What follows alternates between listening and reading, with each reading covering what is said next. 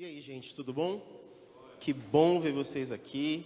Alguns a gente já estava com saudade, né? Estavam viajando, tudo mais. Outros estavam doentes. Alguns irmãos me mandaram mensagem dizendo que não estariam presentes hoje porque estão enfrentando uma situação de virose, né? Estão se recuperando de virose. Então, que o Senhor abençoe a sua vida. Provavelmente você está na internet acompanhando.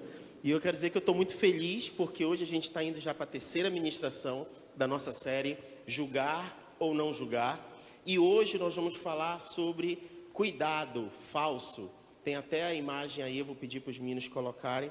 E já vou convidar você para abrir a sua Bíblia em Mateus, capítulo 7, verso 13. E a gente chega numa parte do ensinamento de Jesus em que ele vai fazer alguns alertas aos seus discípulos. E é interessante porque, apesar do contexto do que Jesus está falando, esse alerta que ele está dando, ele é muito peculiar para os nossos dias. Na verdade, hoje nós vivemos uma era da informação e a gente tem contato com muito conteúdo, com muita coisa sendo divulgada, e a gente nem sabe no que acreditar e no que não acreditar.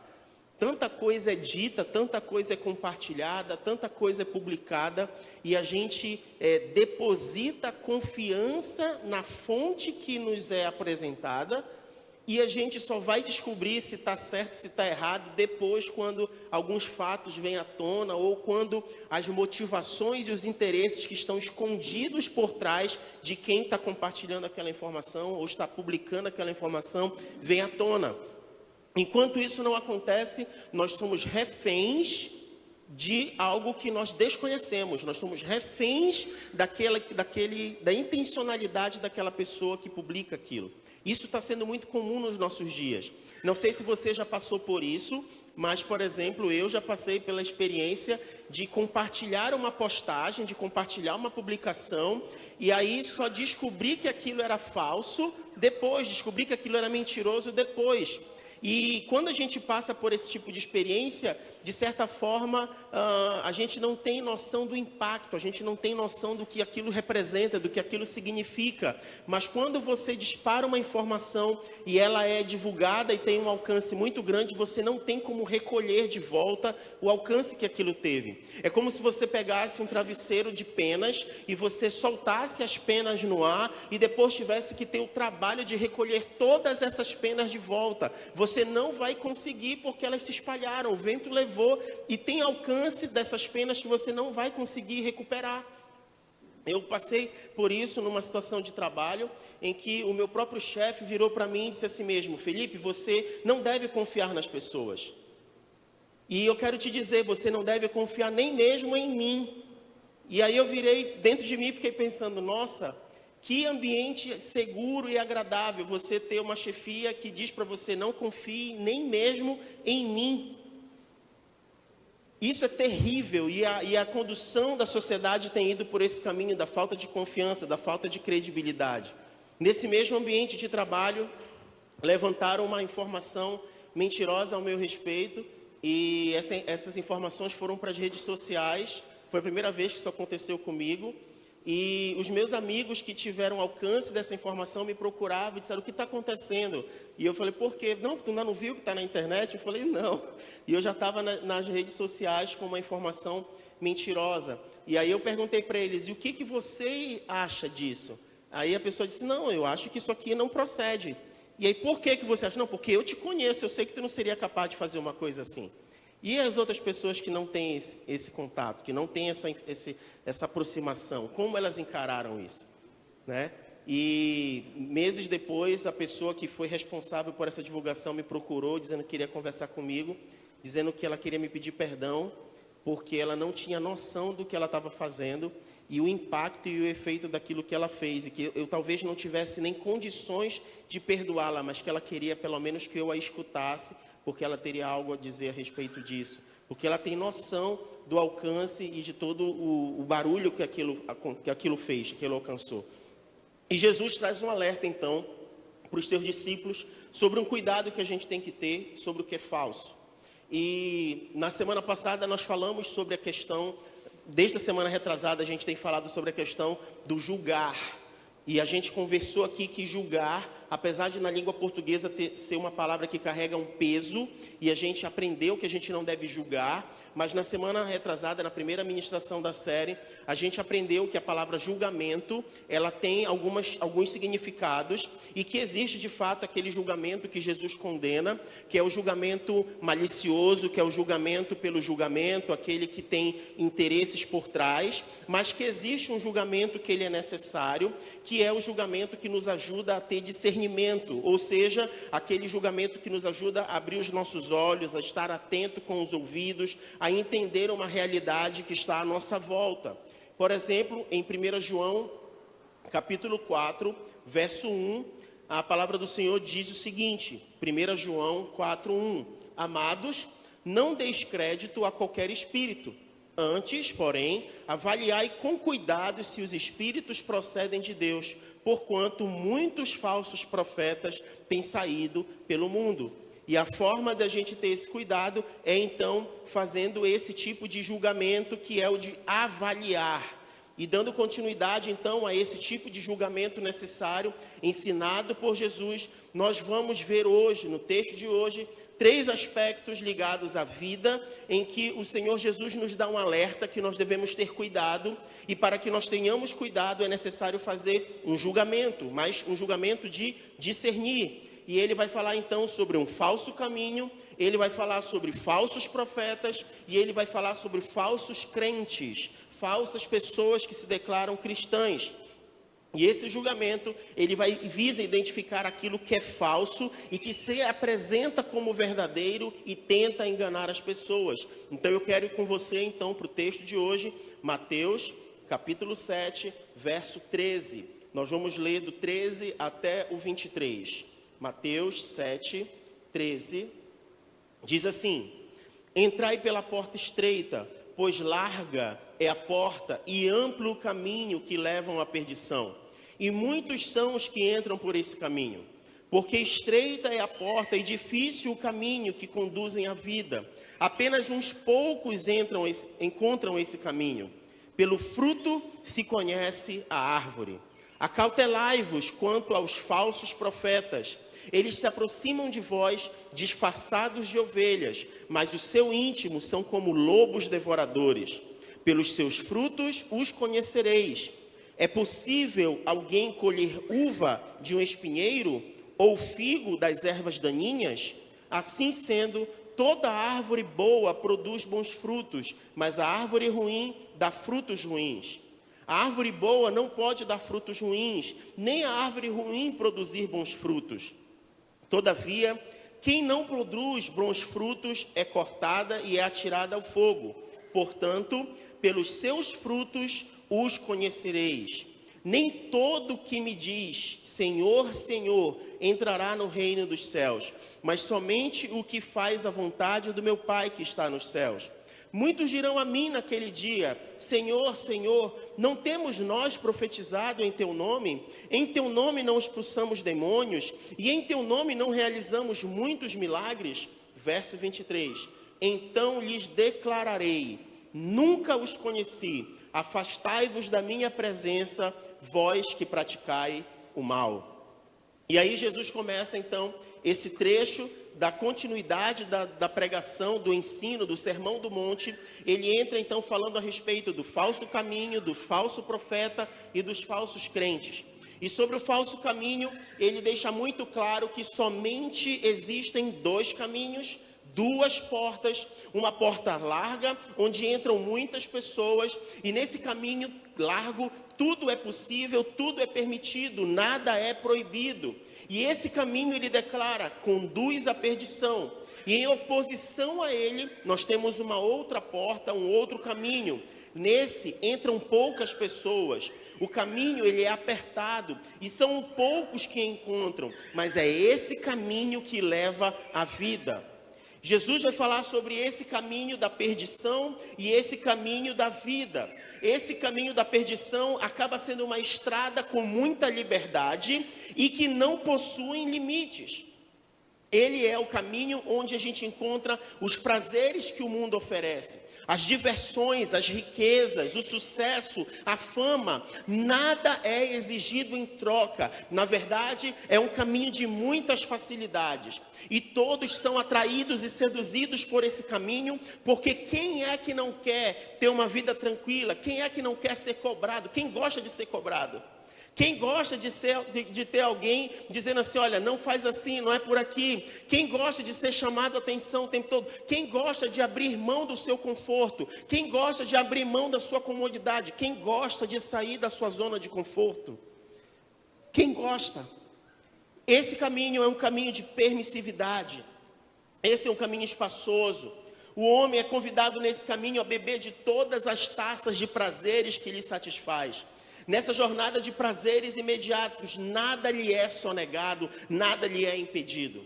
Mas em oposição a esse caminho de permissividade, existe um caminho que é o chamado caminho de vida. E esse caminho de vida, ele é uma estrada de renúncia. O caminho, ele é estreito, ele é sinuoso, ele é íngreme, ele é apertado, ele exige renúncia, sacrifício e esforço. Poucos são aqueles que encontram esse caminho, mas o seu fim é declarado como um fim de glória, um fim de vida eterna. Jesus fala dessas duas portas, fala desses dois caminhos, e ele apresenta: um leva à vida e à salvação, e o outro conduz à morte e à perdição. Estreito significa dificultoso, em oposição completa àquilo que é largo e fácil. Ele leva aquilo que é largo e fácil, leva à perdição. Mas no trilhar do caminho do reino, nós somos convidados a viver uma vida em Cristo e optar por um discipulado verdadeiro. E o que significa viver um discipulado verdadeiro? A palavra cristão significa pequenos cristos ou imitadores de Cristo. Muitas pessoas têm se declarado como cristãs, mas não querem caminhar o caminho que é Cristo. Muitas pessoas querem se declarar como quem reconhece Jesus como Filho de Deus, mas não querem viver como Ele viveu. Não querem seguir o caminho que conduz à vida, tendo nele o caminho, a verdade e a vida, como diz João 14:6. Ele é o caminho, Ele é verdade, Ele é vida. E não tem como chegar ao Pai por outro caminho. Apesar de o mundo dizer que vários caminhos podem levar a Deus e que existem várias religiões e várias verdades, a palavra de Deus estabelece um único caminho que leva à vida, uma única verdade que nos leva à certeza da salvação: Cristo Jesus. Andai por este caminho, entrai por esta porta. E quando a gente entende isso, a gente percebe que não tem como dar crédito a uma mensagem diferente do que essa no mundo, que oferece um Cristo moderno, permissivo, um Cristo onde favorece os desejos e os prazeres das pessoas, mas que não traz transformação verdadeira para as suas vidas. Esse Cristo é um fake, é uma maquiagem. Esse Cristo não é o verdadeiro, ele não é o revelado nas Escrituras. Mas Jesus também não fala a respeito de um falso caminho. Ele começa também a falar a respeito de um falso grupo de pessoas que falam em nome desse caminho. E ele declara eles como falsos profetas. No Novo Testamento, os profetas correspondem àquilo que equivaleu às pessoas do Antigo Testamento que falavam sobre a influência do Espírito Santo e a inspiração divina. Isso incluía aquelas falas que eles tinham inspiradas pelo Espírito de Deus, falando a respeito de predições de evento, quando eles falavam a respeito de eventos futuros.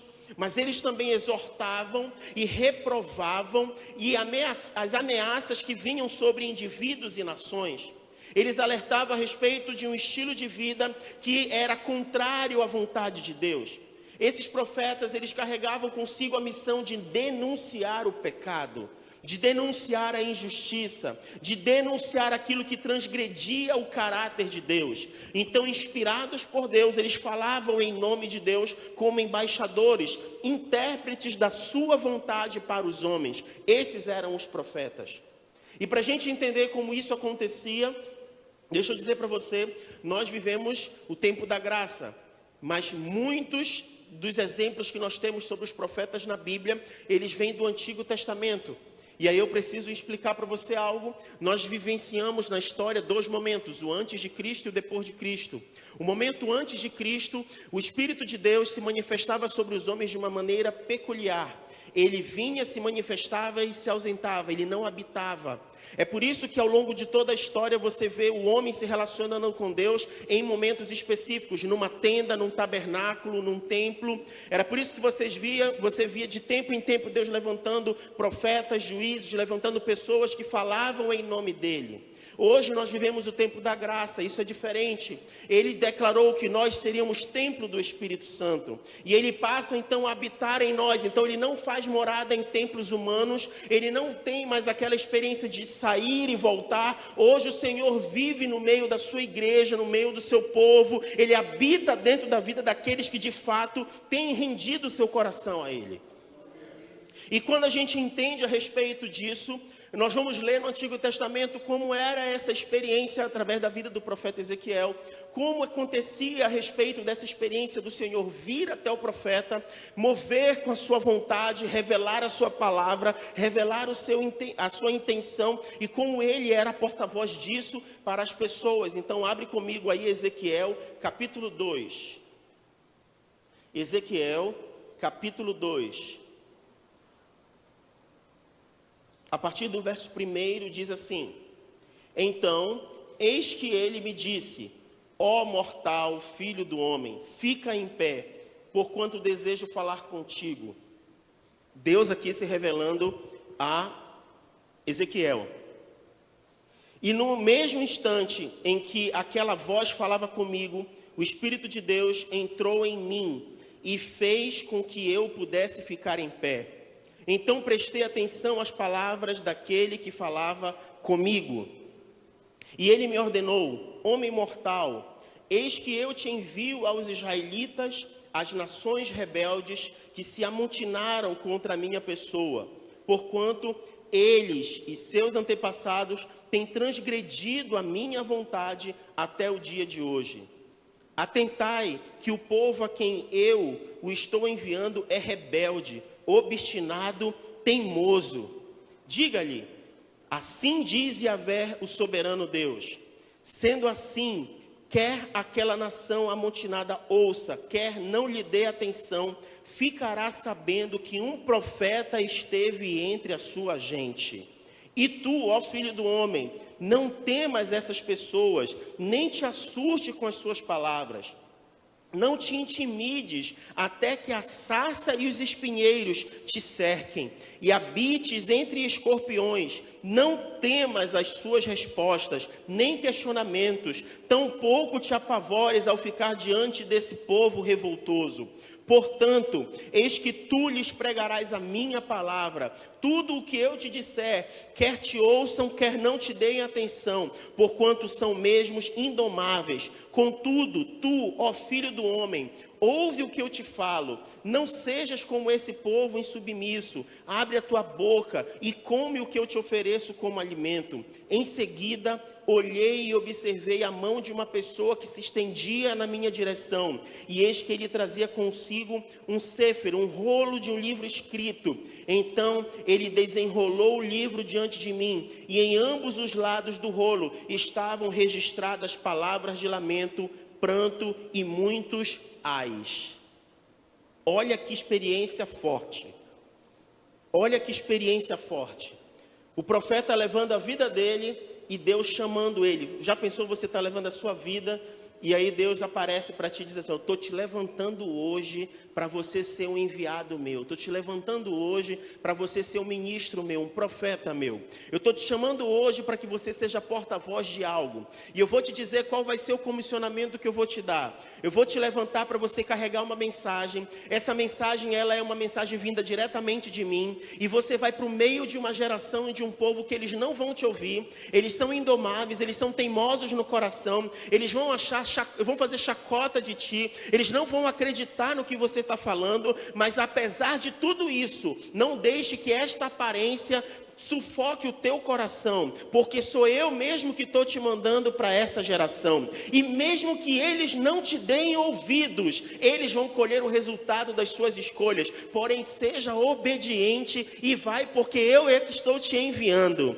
E quando de repente o profeta olha, uma mão se estende como algo que ele precisasse comer. E o que era? A palavra do Senhor sendo revelada a ele, trazendo e carregando o quê? Denúncia do pecado, denúncia de lamento, muitos ai daquele que não ouve a palavra do Senhor, ai daquele que não se submete à sua palavra, ai daquele que blasfema contra o Senhor, ai daquele que declara algo e vive outra coisa. Quantos ais não foram declarados?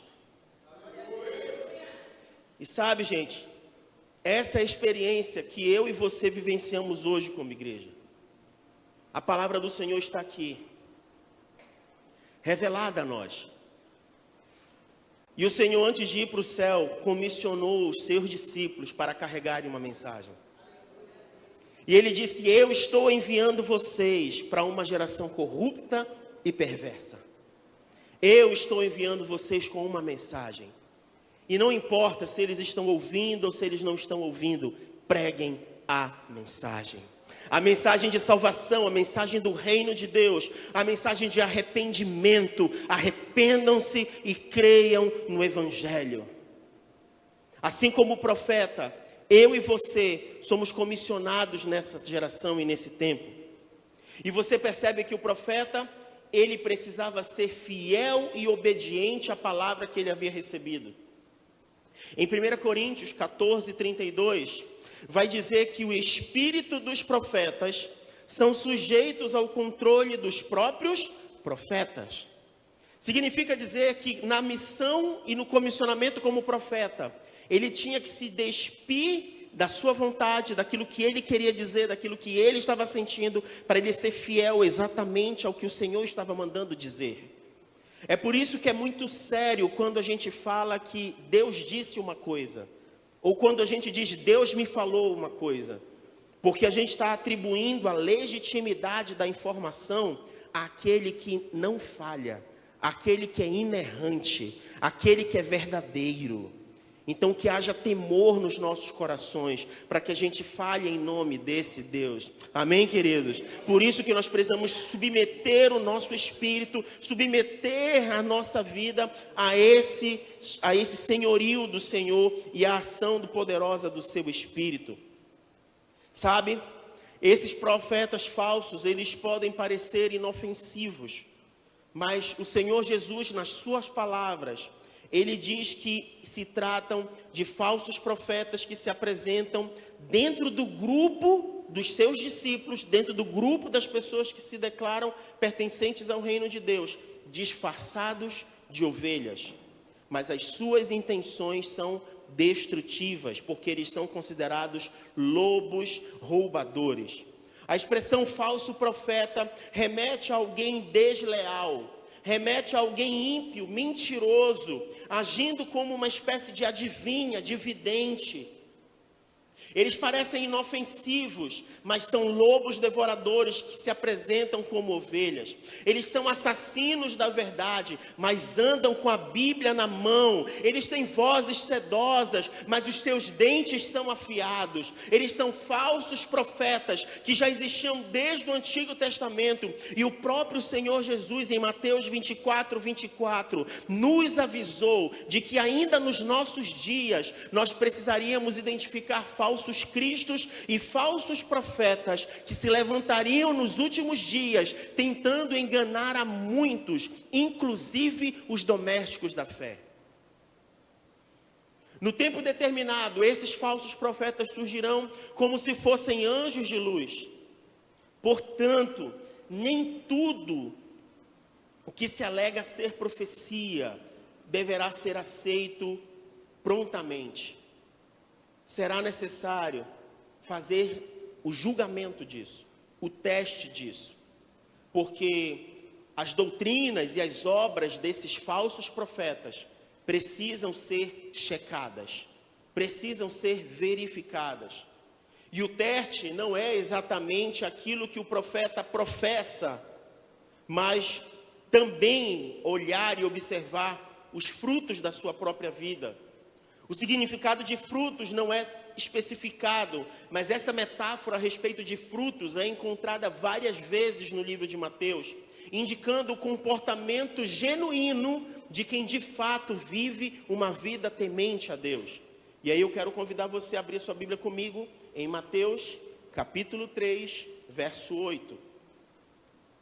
Mateus, capítulo 3, verso 8, que diz o seguinte: produzi sim frutos que mostrem o vosso arrependimento. Não presumais de vós mesmos dizendo, temos por pai Abraão, ou seja, ora, eu já declarei Jesus, ou aqui no contexto dos judeus, eu já nasci judeu, tenho meu pai como pai Abraão, ou seja, está tudo garantido, está tudo resolvido. Porque eu vos digo que mesmo dessas pedras Deus pode gerar filhos a Abraão. O machado já está posto à raiz da árvore. E toda árvore, pois, que não produz bom fruto, é cortada e lançada no fogo. Vai comigo para o capítulo 12 de Mateus. Mateus, capítulo 12. A gente vai lá para o verso 33. Mateus 12, 33. Ou fazei a árvore boa e o seu fruto bom, ou a árvore má e o seu fruto mau. Pois uma árvore é conhecida pelo seu fruto. Raça de víboras, como podeis falar coisas boas sendo maus? Pois a boca fala do que está cheio o coração. Uma boa pessoa tira do seu bom tesouro coisas boas, mas as pessoas más tiram do seu tesouro mau coisas más. Por isso vos afirmo que de toda palavra fútil que as pessoas disserem, elas deverão prestar conta no dia do juízo, porque pelas tuas palavras serás absolvido e pelas tuas palavras serás condenado. Um falso profeta não é apenas um lobo, mas também uma árvore má. A seiva que alimenta a vida vem do maligno. A mensagem que está na sua boca é carregada de mentira. Por ser uma palavra venenosa, nenhum fruto nutritivo pode ser cultivado dele. Uma árvore má não pode produzir bons frutos, apenas maus, pois essa é a sua natureza. Tanto sua doutrina como sua vida são pervertidas. Tanto suas palavras como as suas obras são carregadas de veneno. Esses falsos profetas, por serem maus, por serem árvores má, sofrerão a condenação, pois serão cortadas e lançadas ao fogo. O seu destino é destruição. Então, meus queridos, assim como Jesus declarou, eu declaro essa manhã, cuidado com os falsos profetas. Cuidado, esses falsos profetas precisam ser identificados, porque uma teologia errada desemboca em uma vida errada. O ensino falso deságua numa prática errada. Dessa forma, pelos frutos podem ser identificados, julgados e condenados. Cuidado com os falsos profetas. Forte isso, não é? Perigoso no nosso meio isso, não é? Sutil demais entre os cristãos, não é isso? E eles exercem, carregam uma espécie de couraça de espiritualidade e de autoridade. Porque eles estão vestidos de ovelhas. Eles se passam por ovelhas. Mas eles são, na verdade, lobos. E aí Jesus chega no terceiro grupo que ele diz para termos cuidado no nosso meio, que é o grupo dos falsos crentes. Do verso 21 ao verso 23, de maneira ainda mais rigorosa, nós somos apresentados àqueles que aparentemente se veem como autênticos discípulos. Eles acham que podem apelar às suas atividades tidas como carismáticas, espirituais, para provar que são verdadeiros discípulos de Jesus.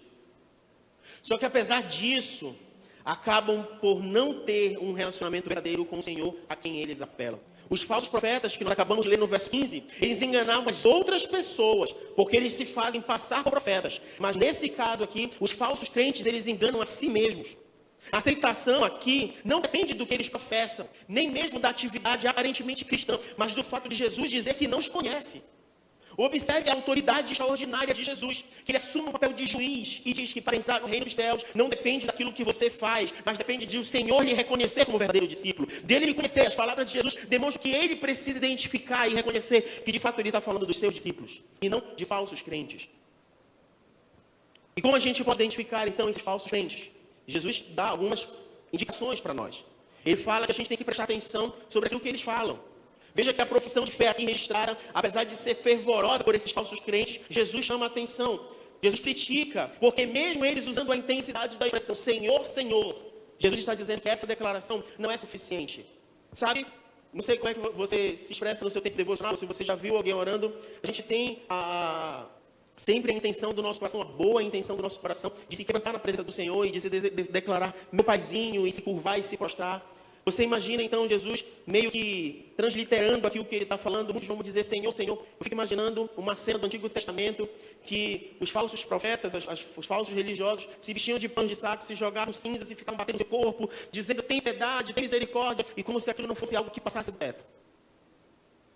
Porque é como se fosse uma performance, como se fosse um modelo, e a gente não pode cair em engano. Deus não está olhando a performance de ninguém. Ele não está olhando isso, ele está olhando o coração. Ele está olhando a verdadeira intenção do coração. E mesmo assim, mesmo com todas essas características, há um abismo entre o que a pessoa fala e o que ela vive, entre o que ela diz e o que ela pratica. E essas palavras de Jesus, elas são atordoantes, porque ele confronta diretamente um sistema e um modelo onde as pessoas estavam acostumadas com rituais. Eles estavam acostumados com rituais, e nos nossos dias, nós somos acostumados a rituais. Todo domingo eu tenho que estar na igreja. Todo sábado eu tenho que fazer tal coisa. Eu sou responsável, líder disso, daquilo.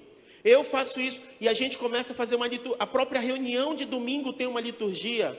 Se você já está aqui com a gente há mais tempo, você já deve ter percebido. A liturgia é assim, a gente começa com alguém orando, depois vem alguém e faz o louvor, depois entra alguém orando, depois vem alguém e diz para cumprimentar os irmãos e reconhecer os visitantes, e cumprimentar quem está na internet, depois vem alguém para pregar a palavra, e no final a gente canta a hora, dá os avisos e vai embora. E para não dizer que não teve oferta, a oferta é no finalzinho.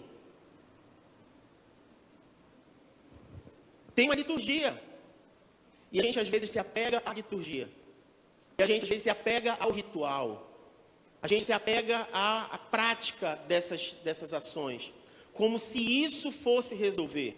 Como o profeta Elias chegou a dizer, gritem mais alto, quem sabe os deuses de vocês estão surdos, ou estão dormindo, ou estão muito ocupados que não pode ouvir o que vocês têm a dizer. O nosso Deus não é assim. A gente aprendeu sobre um Deus vivo, um Deus relacional, um Deus de intimidade, um Deus que a sua mão não está encolhida, um Deus presente, um Deus todo-poderoso, mas também onisciente, onipotente e onipresente. É disso, é sobre esse relacionamento. E como se contentar apenas com uma liturgia ou com uma rotina. Ele disse que mesmo assim, com todas essas palavras profundas, essas pessoas seriam tidas por ele como desconhecidas.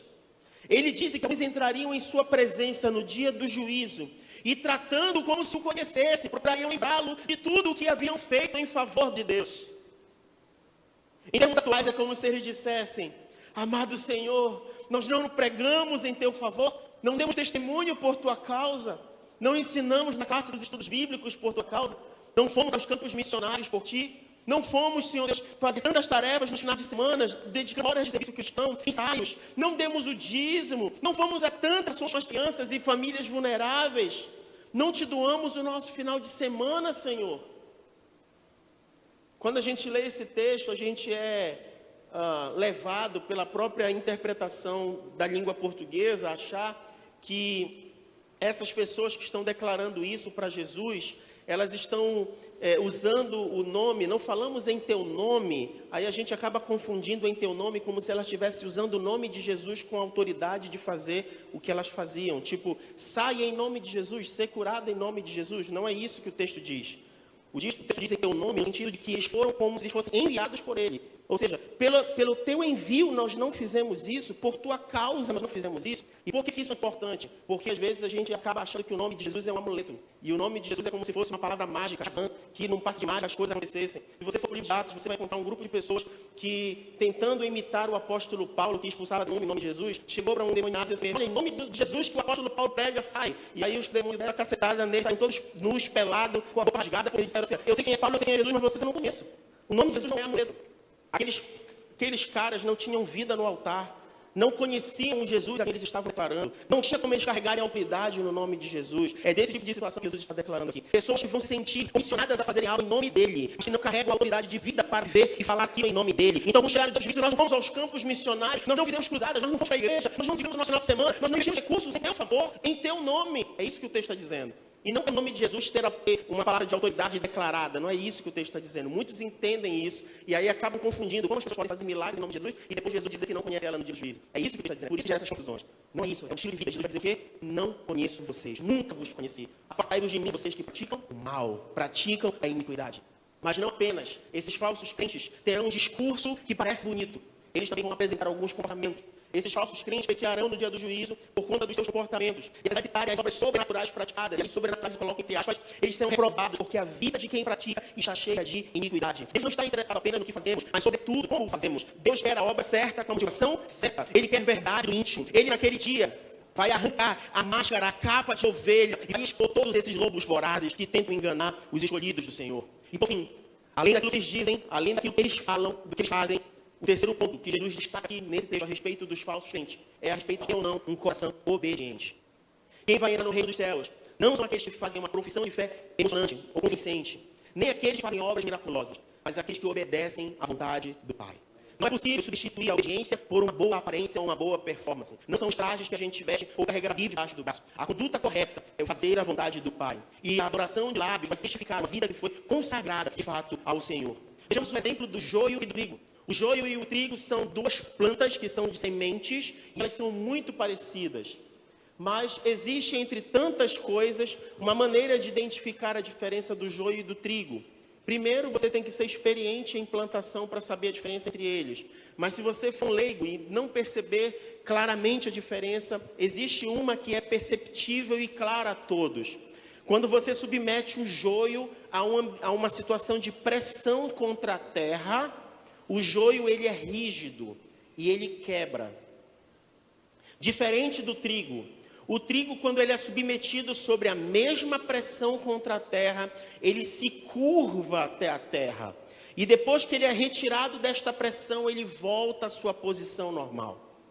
Essa é a diferença entre o joio e o trigo. Um está submisso, um se submete e o outro não se submete. Um se curva e o outro não se curva. Quem é o trigo? Ele é obediente, ele é como alguém que se submete à palavra de Deus, é sensível à sua voz, é ensinável. Mas aquele que é como o joio, ele não atende às orientações do Pai, ele não se submete à vontade de Deus. E enquanto nós caminharmos nesta vida, o joio estará misturado junto com o trigo. Abre comigo palavras de Jesus aos seus discípulos, Mateus capítulo 13, a partir do verso 24. Mateus 13, 24.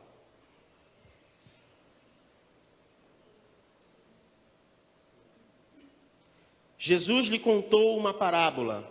O reino dos céus é semelhante a um homem que semeou boa semente em seu campo. Entretanto, quando todos dormiam, chegou o inimigo dele, lançou o joio no meio do trigo e seguiu o seu caminho. Assim, quando o trigo brotou e formou espigas, o joio também apareceu. Os servos do dono da plantação foram até ele e perguntaram: Senhor, não semeaste boa semente em teu campo? Então, de onde vem o joio? Ele, porém, lhes respondeu: o inimigo fez isso. Então, os servos lhe propuseram: Senhor, queres que vamos e arranquemos o joio? Ao que o Senhor respondeu: não, pois ao tirar o joio, podereis arrancar juntamente com ele o trigo. Deixai-os, pois, crescer juntos até a safra. E no tempo da colheita, direi aos ceifeiros: primeiro ajuntai o joio e amarrai-o em feixes para ser queimado, mas o trigo recolhei-o no meu celeiro. Agora vai comigo para o verso 36. Jesus explica a parábola para os seus discípulos. Então Jesus se despediu da multidão e foi para casa. Seus discípulos aproximaram-se dele e pediram: explica-nos a parábola do joio na plantação. E Jesus explicou: aquele que semeou a boa semente é o Filho do homem. O campo é o mundo, e a boa semente são os filhos do reino. O joio representa os que pertencem ao maligno. O inimigo que semeou o joio é o diabo. A colheita é o final desta era, e os ceifeiros são os anjos. Da mesma maneira que o joio é colhido e jogado ao fogo, assim será o fim desta era. O Filho do Homem mandará os seus anjos, e eles ceifarão do seu reino tudo o que causa tropeço e todos os que praticam o mal. Eles o lançarão na fornalha ardente, e ali haverá pranto e ranger de dentes. Então os justos reluzirão como o sol no reino de seu Pai. Aquele que tem ouvidos para ouvir, que ouça. Assim como o profeta do Antigo Testamento, assim como a igreja enviada para esses dias, quem tem ouvidos para ouvir, ouça. Ouça. Vai crescer junto, vai estar misturado no meio do povo, mas a gente vai precisar saber identificar.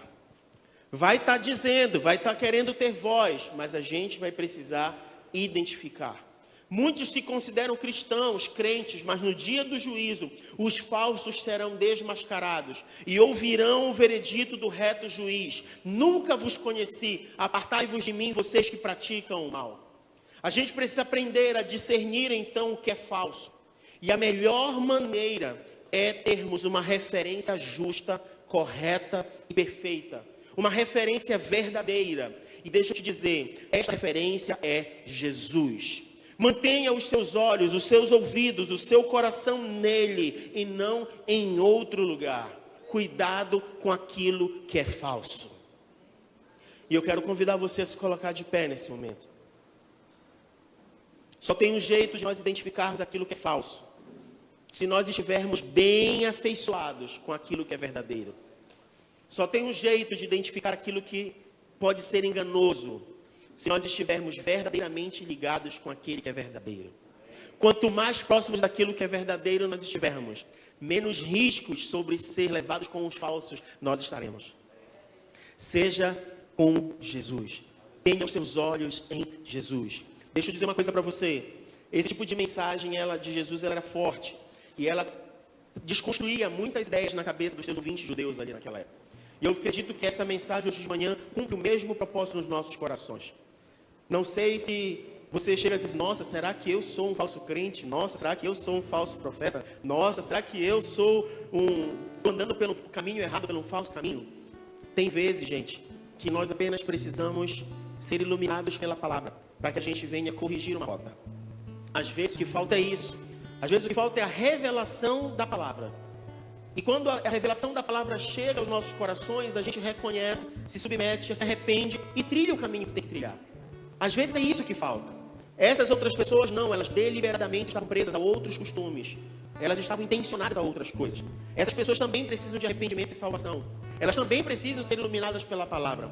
Mas essas pessoas elas precisam de arrependimento, de salvação, de transformação. Essas pessoas elas precisam reconhecer a maldade que está alimentando o seu íntimo, que as conduz nesse tipo de caminho de manipulação, de engano e de destruição do corpo de Cristo. São falsos religiosos. Então, talvez o que você pode ter experimentado hoje é simplesmente o Senhor te dando a oportunidade de dizer, eu quero te levar para um caminho para um ambiente mais profundo de conhecimento ao meu respeito. Eu quero que você tenha um entendimento mais aclarado, mais aberto. Eu quero que você veja as coisas, enxergue as coisas à luz da palavra e tenha a sua vida como quem percebe e consegue discernir o que está à sua volta. Talvez você se enquadre nesse contexto hoje. Mas, se porventura a exposição desta palavra te trouxe um confronto direto que revela uma intenção maligna no seu coração, hoje também é dia de oportunidade para que você possa se arrepender diante do Senhor. Eu não sou do corações, eu não sou do pensamentos, eu não tenho essa capacidade. E eu acredito que Deus não nos dá essa capacidade porque nós seríamos injustos e agiríamos pelos nossos próprios desejos. Por isso essa parte é totalmente dele, fica com ele. O que cabe a nós é nos submetermos à sua palavra e nos apresentarmos com uma vida verdadeiramente sincera diante dele. E eu quero convidar você não só curvar a sua cabeça nesse momento, mas inclinar o seu coração. Se você se apresenta nessa manhã como esse trigo que está crescendo na plantação do reino de Deus, que a sua mente e o seu coração possam estar inclinados diante dele, submisso à sua palavra, rendido à sua palavra, porque desta forma você pode ter certeza que toda semente bem plantada, ela será cultivada pelo melhor jardineiro que existe, o nosso Senhor, e ela vai florescer, e ela vai crescer, e ela vai frutificar, você pode ter certeza disso. Apresente a sua vida diante do Senhor. Eu quero te dar um tempo para que você ore ao Pai agora.